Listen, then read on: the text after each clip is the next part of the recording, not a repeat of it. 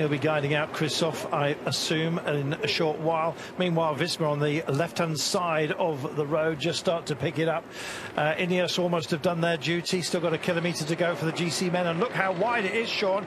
Danger therein as well on occasion. Yes, well, it is a danger one because they're going at such a fast rate. But we can see there, you know, Israel Premier taking a good position as well with their fast man and Ackermann. But there's a lot of teams here, you know, with a lot more to give. 4.6 to go. We can see here the teams that are on the front. You know, you could see them. It looks good at the moment, as we can see. UNOX trying to move up here, and you know, the traffic islands are a major problem when you're going at this 63 kilometres per hour. Philipsen separated from his team just there. He got the squeeze and wasn't able to hold the wheel of Mathieu van der Poel. He's gone back around the outside. Now he is back in position. UNOX and extreme right and now left of picture start to make their push forwards as Jan Tratnik is guiding Jonas Vingegaard just to the safety point. Inside 4k to go. Then they can clear the decks and let the sprint teams do their thing. Finally, we get to that point. You can hear lots of calling going on within the peloton here. Not much vision to be had, and you can see Mathieu van der Poel, the world champion, stripes with Philipsen on his back wheel. There is Pascal Ackermann. Brian Coquard just tracing Mark Cavendish's team at the moment. He's going to be doing it solo for Cofidis around the 3.7 roundabout, equidistant both sides, and it kind of looks like that. But if you want to transfer, you've got street furniture in the centre to do so. That making it more difficult as we come down towards the 2.8. This is going to be a left-hander, a third of a roundabout. Here we go. Pace not back, around 56 kilometres per hour right now, just seated in nicely. Israel Premier Tech working for Pascal Ackermann. There you see the double down boys as they start to think about it for Alpecin-Deceuninck and Jasper Philipsen, keeping it nice and calm. It is, of course, Bahrain Vandenberg, as mentioned, in the pink, that will be released last year. Bauhaus still not panicking at all, just got one man left. Cofidis with reinforcements coming up, and along the outside also here, Arnaud Demar is getting involved. Here's your 2.9 turn. That's quite a benign one. We will take a gentle right-hander now, and then there'll be a filtering down all the way as we stream down to 800 metres to go here, Robbie.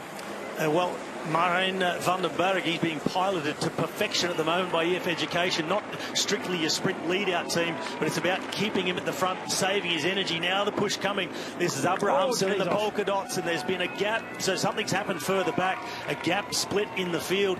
Left-hand side further back. It's easy to spot Mathieu van der Poel, world champion stripes.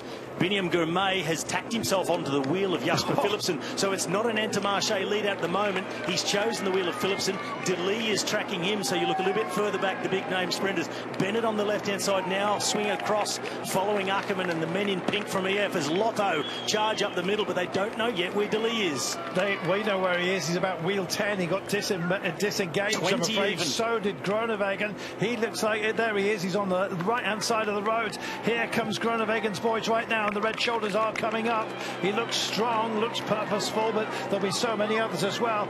There's that orange-coloured shoulders just getting himself up towards the front. Christophe is still very much involved here. 1,600 metres to go. This is a race down to this horrible left-hander. The European champion here, Christophe Laporte, is still doing a job for the time being for Wout van Aert, who's in very good position. There is Dylan Groenewegen. He's back in. De Lee still fighting, trying to get back in and find his teammates. He's just disengaged for the time being. Christophe involved with some shoulders here. Gaviria is here. Mark Cavendish is down at the bottom of your screen at the moment, just off it. There is Philipsen just sailing through on the back of the rainbow bands here, and it's a big pickup. The Laporte, the European champion, moshed in here. He's lost Van Aert, I'm afraid.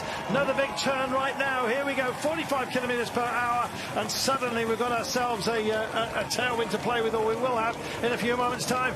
Big pickup right now. When do you launch it? And it's a big guide going on just for the time being, and Van der Poel's in a fantastic position. Jasper Philipsen on his back wheel, as you can see. Anybody else want to come and join the fun? And Ackermann wants to play the game today. And here comes Gaviria, steaming up the middle here off the road. Could he deny and hold off a few? The world champion's going to hit the front first. He peels off, and suddenly Philipsen is going to deliver on all the promises. And Gumai's not in to finish yet either. Oh, look at that, by a bike length. So much disappointment for Jasper Philipsen, and all of a sudden the dream comes true here. Oh my goodness, it's happened, and look at the response back on board this vehicle. A job well done. Yes, well, I could see there that they were in a really good position. Mathieu van der Poel in a great position, just opened up the sprint for him. But Philipsen, showing what he's capable of doing. When he takes it up on the front, he has that power. And we could see Germain there in the wheel, and it looked like Ackermann from Israel there in third place, but he wins in a powerful way.